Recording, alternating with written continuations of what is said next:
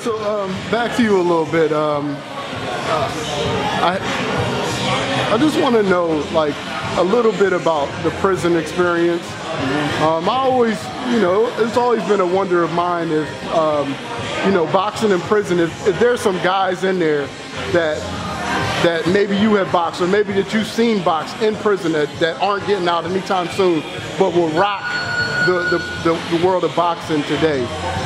Do you recall any memories or anybody like that? Not necessarily by name, but let me tell you something, man. From some of the best basketball players to some of the sharpest attorneys are the bodies and the minds and the wisdom and the knowledge behind American prison walls. Just not boxers, nor is it just athletes. I know some guys, man, that can go in any courtroom in this country and outshine, a top attorney. You know what I'm saying?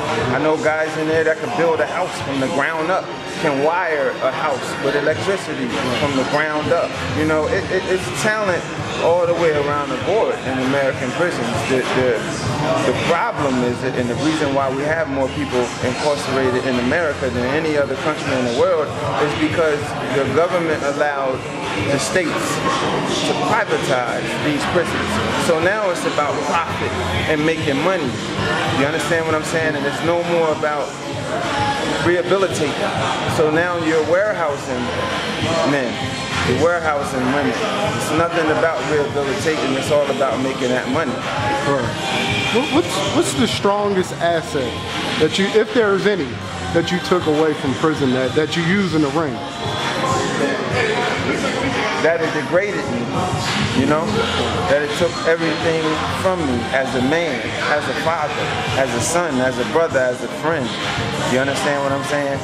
Took every single thing from me, that it just totally degraded, you know what I mean? And then to understand what the system is really about now, that it's not about rehabilitating, it's just about really violating your rights, giving you an ass full of time, and throwing you away and throwing away the key, man. Really, that's what it all boils down to, And so knowing that type of situation doesn't define who I am as a person, that's my driving force, man. Not to allow that to be my legacy. Now, what did I miss, man? What do you want to say to the fans? What do you want to say about this fight coming up?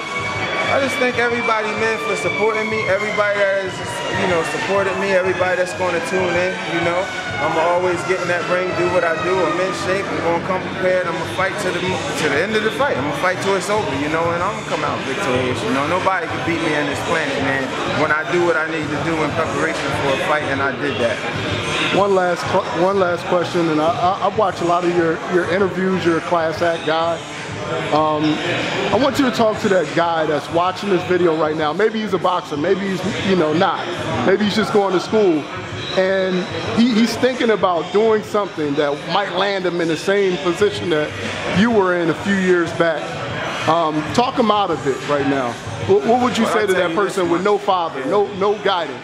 A lot of us justify being in the streets because we say we got to take care of our kids, we got to take care of our family, we have to take care of ourselves. But let me tell you something, you end up in prison, that takes you out of the equation of being a father, being a husband, being a son, being a brother, being a free man. It takes you totally out of the equation to where as though now you have no chance of taking care of that son or that daughter or that wife of yours or paying those bills. You have zero chance of doing that behind a prison wall. So at the end of the day, nothing, absolutely nothing is worth losing your freedom over.